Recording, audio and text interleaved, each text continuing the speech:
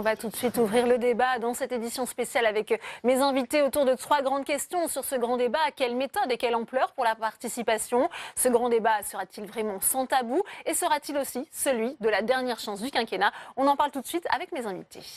Alors on va tout de suite accueillir Sarah Legrin qui va nous retrouver dans un instant. Je vous laisse vous installer. Bonjour, merci d'être avec nous. Vous êtes oratrice nationale de la France Insoumise. Bienvenue à vous. Également sur ce plateau, Martin Baumert, vous êtes le président des Jeunes avec Macron, délégué général pour être tout à fait précise. Bienvenue à vous. Grégoire Milot est également sur ce plateau. Vous êtes le président d'État d'Esprit Stratis. On a vu avec ce sondage justement les enjeux de ce débat. Vous allez nous analyser et décrypter les réponses des personnes sondées dans un instant. J'accueille également Patrick Bernasconi. Bonjour, merci d'être avec nous. Vous êtes le président du Conseil économique, social et environnemental. Vous avez déjeuné avec Emmanuel Macron. Vous allez nous dire ce que le chef de l'État vous a dit sur ce grand débat national. Et puis Xavier Iacovelli est également avec nous. Bonsoir. Vous êtes sénateur socialiste des Hauts-de-Seine.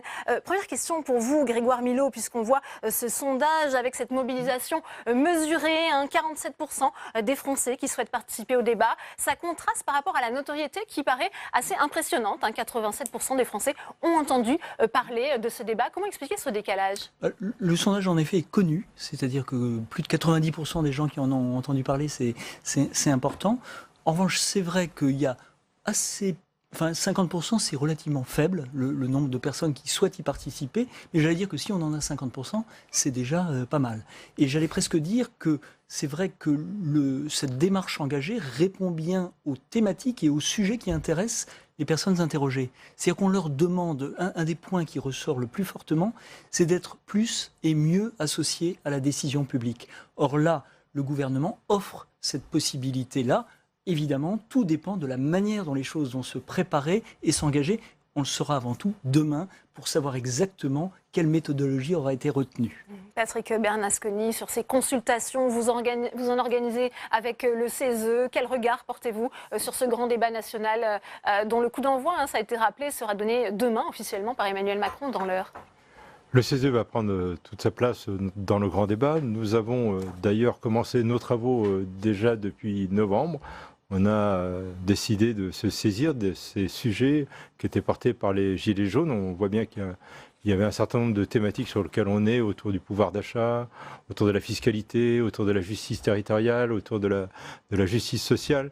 Autant d'éléments de discussion qui font l'objet aujourd'hui, évidemment, du travail du CESE. Donc nous serons dans le débat avec, pour le coup, comme une institution doit le faire, c'est-à-dire en faisant des propositions concrètes, et on doit rendre une copie pour la 12 mars, c'est-à-dire justement pour permettre au final que le grand débat soit aussi alimenté par la réflexion de ce qu'est le CESE, à savoir les organisations, associations membres de ce pays.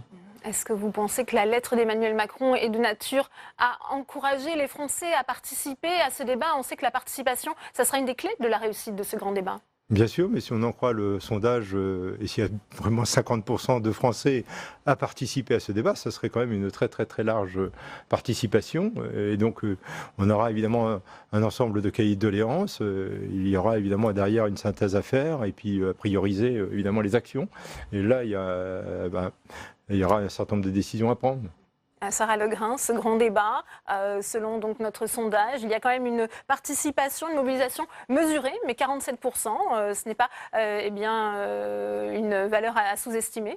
Bon, on verra ce que ça donne, mais au chiffre de la participation, il y a aussi un autre chiffre qu'il faut associer, c'est celui du nombre de Français qui sont convaincus que ce débat ne changera pas la politique du président. Donc ils peuvent avoir envie de s'exprimer par tous les moyens possibles, et peut-être par ce moyen-là, mais ça ne signifie pas qu'ils y croient, et ça ne signifie pas que ce débat satisfera les Français.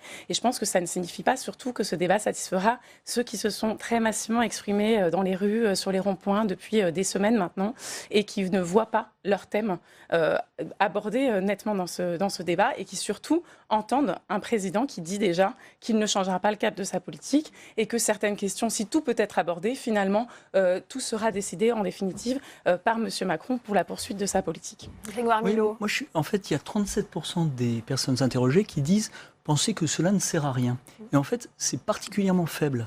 Nous, dans les études qu'on a pu mener sur la concertation, en règle générale, c'est les 2 tiers des gens qui disent la concertation, ça sert à Je suis rien. un peu étonnée parce que pour le coup, j'avais vu un autre. Alors après, c'est toujours les guerres de sondage, mais j'ai vu un autre sondage qui disait plutôt, c'était, je crois, autour de 60-70% des Français qui disaient qu'ils pensaient que ça ne changerait pas Dans le fond de la sondage-là, politique. c'est 67%, je crois. 67% des gens qui disent que de toute façon, ça ne fera Ça pas ne bouger. changerait Non. pas. Non, C'est 37%. Ah, Eh ben, alors, écoutez, on a eu les mêmes informations, c'est quand même bizarre. Peut-être l'occasion de Non, non. ressortir le nôtre. Oui, non, c'est 37%, ce qui me paraît pas énorme. Justement. Martin Baumer, ça veut dire que le débat n'est pas ficelé d'avance. Ça, c'est une des craintes, justement, des participants. Oui, bien sûr, mais je pense que le président était très clair dans sa lettre. Il a dit que tous les sujets étaient sur la table. Il a posé quelques premières questions, mais qui laissent la porte ouverte à d'autres. Contrairement à ce qu'il dit, je pense qu'il n'y a rien, il n'y a pas marqué on ne rouvrira pas tel et tel sujet. Simplement, le président, il se donne aussi le temps de voir si les mesures qui ont été mises en place fonctionnent. Certaines ont été mises en place très récemment, il faudra les évaluer, revenir dessus s'il faut, comme on s'y est déjà engagé. Et moi, je tiens à revenir sur le fait que je pense que les thèmes aujourd'hui sont très très bien cadrés. Moi, je suis allé sur des ronds-points à la rencontre des Gilets jaunes. J'avais mon numéro de téléphone aussi qui a été public pendant longtemps. J'ai été appelé pendant plusieurs semaines par des Gilets jaunes. Et ces problèmes-là remontent très souvent et je pense qu'ils sont bien encadrés dans les quatre problématiques qu'il y a. Parce que par exemple, sur la question du pouvoir d'achat, moi, Ouais. dans la lettre de M. Macron, je ne vois pas grand-chose sur la question du pouvoir d'achat. Mais c'est la question de la fiscalité. sous l'angle- Globalement, voilà. c'est quand Mais même un angle très important de ce qui est reproché. Donc je pense que c'est une bonne occasion de l'aborder comme ça. Et puis un dernier point, je pense qu'avant de se dire que ça ne répond pas aux bonnes questions, il faut déjà se saisir de cet outil. C'est quand même extraordinaire, dans la 5e, de reposer la question en cours de mandat, et bien vraiment, comment il faut que je réoriente mon action ? Ça fait, je pense, preuve d'humilité. Et 2, c'est quelque chose qui est assez inédit. Xavier Iacovelli, que disent les socialistes ici au Sénat, justement, sur ce grand débat? Ils sont prêts à y participer? Il y a déjà des propositions très concrètes qui ont été faites. Alors oui, il y a les socialistes et puis il y a Xavier Iacovelli, donc je me permettrai de parler en mon nom aujourd'hui. Effectivement, les socialistes sont favorables à ce débat. Ils seront très vigilants aussi sur la teneur des débats et l'impartialité aussi de ceux qui vont l'organiser, parce que je rappelle quand même que ceux qui vont l'organiser, c'est quand même 2 ministres. Donc on peut se poser aussi la question sur l'impartialité, sur les mesures qui ont été mises en place depuis. Il y a 2 ministres, mais on d'abord les maires, attend 18 aussi mois. des Alors, on en membres parlera de la des maires, Commission nationale si du vous débat voulez. public après le départ de Chantal Mais Joanneau. effectivement, Elle doit quand moi, à même être titre remplacée. personnel, je suis effectivement favorable à ce débat. Je pense que c'est indispensable de laisser la parole. Je suis un peu surpris juste qu'on soit obligé d'avoir 3 mois d'insurrection dans la rue pour se dire ça serait bien de demander l'avis aux Français. Je pense que c'est aussi de la responsabilité des élus, pas seulement du président. Le président, bien sûr, puisque on voit que la situation et l'attitude aussi du président depuis 18 mois a fait qu'on a senti les Français se soulever sur une injustice sociale. Mais c'est aussi aux élus, qu'ils soient locaux ou nationaux, d'être au quotidien à l'écoute des Français. Moi, je vous avoue que je n'ai pas attendu ni la colère de la rue, ni l'injonction présidentielle pour créer dès mon élection un conseil sénatorial qui était à l'écoute justement de tous les élus locaux et des citoyens. Maintenant, l'initiative est là, il faut quand même la saluer. L'initiative, elle est là, moi je la salue, je l'ai saluée dans mes vœux encore une fois samedi soir, donc je pense que c'est très bien, il faut le faire. Maintenant, moi ce qui m'a dérangé, si vous voulez, dans la lettre du président Macron, c'est qu'en gros, rien n'est tabou avant que je vienne au pouvoir. Et puis, par contre, on ne bouge pas de tout ce que j'ai mis en place depuis 18 mois. Donc ça veut dire quoi? Tout est tabou. C'est-à-dire, pour moi, ce qui est tabou, c'est les acquis sociétaux, c'est les acquis sociaux, c'est les droits constitutionnels. Moi, si vous voulez, je ne vois pas comment est-ce qu'on peut remettre sur la table les sujets comme l'IVG, Alors par exemple. parce que Patrick Bernasconi, il y a eu Parce que cette Dialect, question aussi Non, sur les non, j'ai dit qu'il y a consultations 100 organisées Immigration. par le CESE, où il y a eu peut-être aussi une remise en cause demandée de la loi sur le mariage pour tous. Est-ce que vous pouvez nous expliquer? Alors nous, on a différents outils pour essayer justement de prendre le pouls de la population et de leurs préoccupations. Notre consultation, c'était avec ou sans gilet jaune, exprimez-vous. C'était donc une plateforme très ouverte et évidemment, chacun peut venir s'y exprimer, des lobbies comme des personnes indépendantes et qui souhaitent évidemment faire valoir telle ou telle préoccupation. Bon, une plateforme ouverte, c'est une plateforme ouverte. Chaque groupe de pression a tout à fait la possibilité de venir s'exprimer dessus et c'est légitime. Auparavant, ils allaient voir leurs députés, leurs sénateurs, ils lui faisaient la cour, ils lui expliquaient combien son idée était intéressante et puis ils essaient de lui vendre. Aujourd'hui, ils utilisent des outils modernes comme la plateforme. Il faut juste le savoir le décrypter, savoir peser ce qui relève d'un groupe d'influence, d'expression plus individuelle. Et bon, ça, ceux qui ont évidemment le savoir-faire de ce type de de plateformes savent très bien le faire, savent vraiment très très bien le faire. Elles savent très bien faire la différence, de bien de dissocier les éléments qui sont intéressants des éléments qui sont plus de groupes de lobby qu'il faut respecter aussi. D'ailleurs, le meilleur moyen de limiter ce poids des lobbies, c'est de participer. C'est de participer largement. C'est vraiment le message. Alors nous, on avait un vrai message. inconvénient, parce que comme on voulait derrière avoir un travail de fond pour pouvoir faire des propositions, on avait décidé d'encadrer dans le temps la plateforme, ce qui a quand même quelque peu limité cette participation. C'est dommage, parce que c'est sûr que ça aurait pu permettre une expression un peu plus large.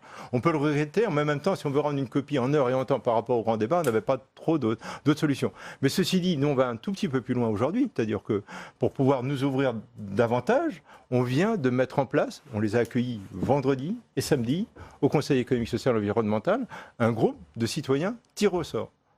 Et là, on a en place quasiment une commission miroir de notre commission qui travaille sur le sujet, à peu près du même nombre, et qui vont fonctionner évidemment par échange. C'est très très intéressant. Quand vous regardez la composition du groupe miroir, vous avez à l'intérieur à peu près la moitié de sympathisants gilets jaunes, quelques gilets jaunes. Voilà, ça va permettre de nourrir la réflexion. C'est une vraie nouveauté. Il y a peu d'institutions qui peuvent le faire. Je pense qu'il n'y a que nous qui pouvons faire ce type d'expérience, d'incorporer des citoyens au sein même des commissions de travail.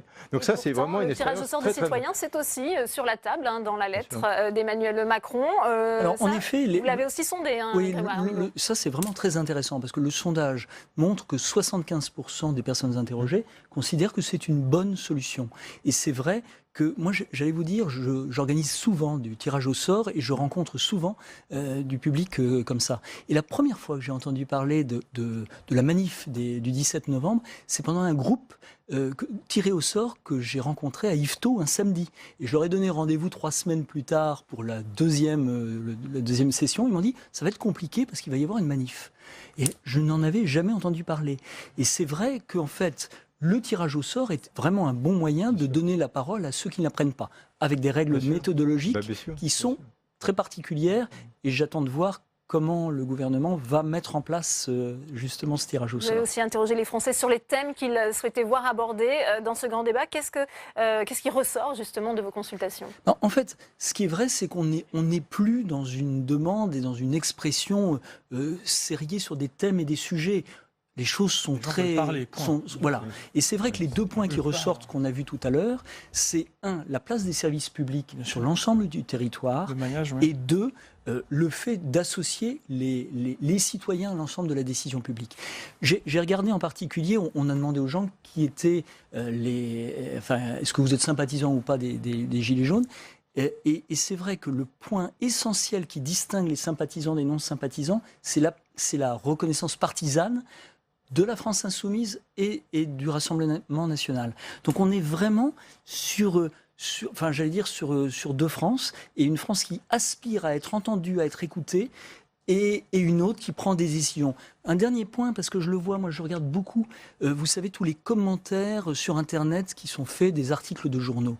Et je vois par exemple tout le débat à Paris de la suppression des voitures diesel.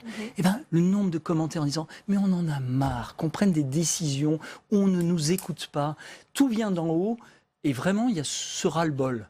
D'où la difficulté aussi d'y répondre, parce que c'est quelque chose d'à la fois diffus, large, et vraiment répartis sur tout le territoire. Mieux associer les citoyens à la prise de décision, Sarah Legrain. Je crois que vous avez un peu lâché le mot qui fâche, c'est la question de la décision. C'est-à-dire que on peut parler de la méthode de la consultation. Déjà, monsieur, sans faire offense à vos travaux, bien sûr, mais vous avez vous-même souligné que vos types de consultations sont des consultations qui donnent une sorte de prime à des groupes de pression, à du lobbying, à des groupes organisés qui concernent les plateformes. Pour ce qui concerne les plateformes, mais il ne faut pas être naïf. Qui n'est pas le fonctionnement des Gilets jaunes, pour le coup. Et là, si vous voulez, c'est ce qui a fait qu'est apparu en premier lieu une revendication que l'on n'a jamais vue sur le moindre rond-point, sur la moindre pancarte dans les manifestations. Et qui a contribué quand même à, d'une certaine façon, entacher ce mouvement des Gilets jaunes, puisqu'on les a du coup soupçonnés. Moi, j'ai vu des articles de presse, Gilets jaunes, 2 points, le mariage pour tous, en première revendication. Or, ce n'était pas les Gilets jaunes. Donc, il y a ce premier aspect qui est la méthode, comment on fait participer les gens, qui participent et qui a du poids. Et moi, je pense que dans ce genre de cadre institutionnel, où c'est cadré par des maires, c'est cadré en haut par des ministres, etc., etc. Je ne crois pas que ce soit si simple pour le citoyen, la citoyenne et surtout les citoyens qui maintenant se sont organisés. On parlait, vous disiez, vous avez appris la manifestation du 17 novembre par un débat comme ça. En fait, par exemple, si vous allez sur les réseaux sociaux, vous ne pouviez pas y échapper à cette manifestation du 17 novembre. Il y a d'autres modes d'organisation. Je ne suis pas sûre que ces débats-là participent. Maintenant, la vraie question, si vous me permettez, parce que j'ai d'aller jusqu'au bout de ma pensée, la question de la décision. Et là, c'est assez clair quand même dans la lettre de M. Macron, c'est assez clair dans la bouche de certains ministres. Non seulement c'est organisé par des ministres, dont une ministre qui est quand même qui était lobbyiste en chef chez Danone. Pour tous, donc voilà, mais c'est surtout l'idée que derrière on consulte le peuple, mais le monarque tranche. Et ça, quand on voit la demande qu'il y a, on voit la contestation qu'il y a de l'usage que fait M. Macron de la Ve République et de son présidentialisme, commencer un débat comme ça... Il a un peu plus nuancé ça quand même dans sa lettre. Jamais il utilise le mot tranché, jamais il utilise alors attendez, ce vocabulaire lexical, c'est quand même incroyable. Il y aura peut-être des points d'accord qui vont émerger. Qui pose des questions. Alors moi, c'est peut-être une déformation professionnelle, je suis prof de français. J'apprends à mes élèves la différence entre des questions ouvertes et des questions rhétoriques. Et mes élèves, ils reconnaîtraient dans cette lettre de M. Macron, beaucoup de questions qui sont des questions rhétoriques, des questions orientées. Par exemple, sur la fiscalité, oui, il y a une demande de justice fiscale dans le pays, mais où y a-t-il une demande? Est-ce qu'on a entendu une baisse de la dépense publique? Moi, je n'ai pas entendu les gilets jaunes demander une baisse. Si vous allez sur les ronds-points, vous verriez des gens qui ont des profils très différents. Personne ne demande une baisse de la dépense publique, sauf si effectivement la question, par exemple, des salaires des élus. Mais c'est très orienté. Vous entendre quand même sur cet aspect aussi, comment faire pour bien cadrer ce débat, qu'il ne soit pas finalement peut-être noyauté aussi par des groupes de pression. Moi, sur les plateformes, il y a quelque chose d'évident. Évidemment que les lobbies peuvent aller dedans, que toutes les plateformes numériques, toute plateforme numérique, à partir du moment où c'est une participation libre, ouverte, il faut accepter le fait qu'à un moment donné, des lobbies puissent rentrer dedans. Ce qui serait dommage, par contre, c'est de s'arrêter justement à cela et de ne pas justement faire la différence entre ce qui est des préoccupations qui ont été exprimées par exemple sur les ronds-points et ce qui relève d'un lobby particulier. Aujourd'hui, avec les outils, je suis désolé, on est tout à fait capable de faire la différence entre ce deux types de choses. Parce que les Français ont besoin de transparence. Après, on y peut rien. Des fois, les médias font ressortir immédiatement un seul point. Mais là, si on avait un raisonnement, la laïcité. Et maintenant, si on va un tout petit peu plus loin, la laïcité dans les débats. Mais si on va un tout petit peu plus loin, par exemple sur les citoyens, parce que c'est sous-jacent tout ça. C'est vous qui décidez. C'est ça la question orientée. Allez discuter. Je voudrais entendre Martin Baumer sur le point de la transparence des débats et aussi sur cette question de l'indépendance, puisque ça a été évoqué par Sarah Legrin. C'est aussi une question qui se pose après le départ de Chantal Joanneau, qui, en dehors des deux ministres, pour animer ce débat. Mais il y aura toute la Commission nationale de débat public qui sera à côté, qui accompagnera ça. Elle est encore dans le jeu. À nos élus locaux. Bien sûr, Chantal Joanneau a dit moi je m'en occupe pas, mais elle n'a pas dit ma commission ne s'en occupe pas. Donc ça va continuer à rester. Ensuite, le président il a nommé 2 ministres pour accompagner ça, mais au cœur du débat, ça va être les maires, les élus locaux, les gens qui sur le terrain font ça. Remonter dans une plateforme qui va être dévoilée d'ici quelques jours. Et il faut faire confiance à ça. Et comme vous l'avez très bien dit, l'enjeu premier, c'est quand même, pour une fois, on donne la parole aux citoyens de manière massive. D'abord, il faut reprendre. Ça va fonctionner. Il va falloir que les Français aillent participer pour qu'ils puissent faire entendre leur avis. Et ensuite, mais c'est normal, comme disait tout à l'heure monsieur le sénateur, mais on n'a pas envie d'entendre que le rétablissement de la peine de mort doit arriver. Donc on a envie que le président tranche et dise ça c'est hors de question. Vous voyez, monsieur, jamais on reviendra là-dessus. Ça c'est orienté parce que vous parlez tout à fait. Si je peux répondre, parce que moi j'ai fait des rassemblements. J'ai fait des rassemblements comme ça. On a fait beaucoup de rassemblements. Et quand on creuse un petit peu, très vite ces questions arrivent. Et vaut mieux avoir la franchise. Concerne l'ISF parce que c'est moi l'ISF je l'ai entendu beaucoup sur les ronds-points et bizarrement le président a dit dès le départ, avant même le débat, on ne reviendra pas sur l'ISF. Vous êtes dans la politique politicienne. Pas du tout. Est-ce que les Français gagnaient mieux leur vie? C'est pas parce qu'on est contre vous qu'on est forcément politiciens. Est-ce que les Français gagnaient mieux leur vie au moment où il y avait l'ISF? Est-ce que le quotidien des gens qui souffrent aujourd'hui... Attendez, on est dans la justice fiscale. Les citoyens demandent de la justice fiscale. Aujourd'hui, la justice fiscale, effectivement, quand dans la même semaine, on supprime l'ISF pour les plus hauts revenus, qu'on baisse les APL et qu'on augmente la CSG pour les retraités, effectivement, je suis désolé de vous dire, et pourtant je suis d'accord sur un certain nombre de points, et je suis d'accord pour ce débat, mais on ne peut pas dire qu'il y a de la justice fiscale. Ce qui est faux. Grégoire Milot, peut-être avec vous avant de vous libérer. Méthodologiquement, corriger ce qu'il a dit qui est faux. Méthodologiquement, c'est vrai qu'un débat, c'est important que le maître d'ouvrage, que celui qui lance le débat, cadre les choses. Et que ce soit pour un projet d'investissement, un projet d'aménagement, un maire... Moi, ça ne me choque pas que ce soit cadré. Voilà. Donc, le fait que ce soit cadré, voilà. Après, ce qui est important, c'est 1, le cadre, on le connaît. Et 2, ça n'empêche pas, évidemment, les citoyens de Moi, je parler de voudrais- l'ISF et autres. Je voudrais répondre sur la question des maires. La question des maires, parce que... On va avancer dans ce débat et je vais libérer et remercier Grégoire Milot. Merci de nous avoir accompagnés et de nous avoir donc analysé ce sondage, je rappelle. Et puis on va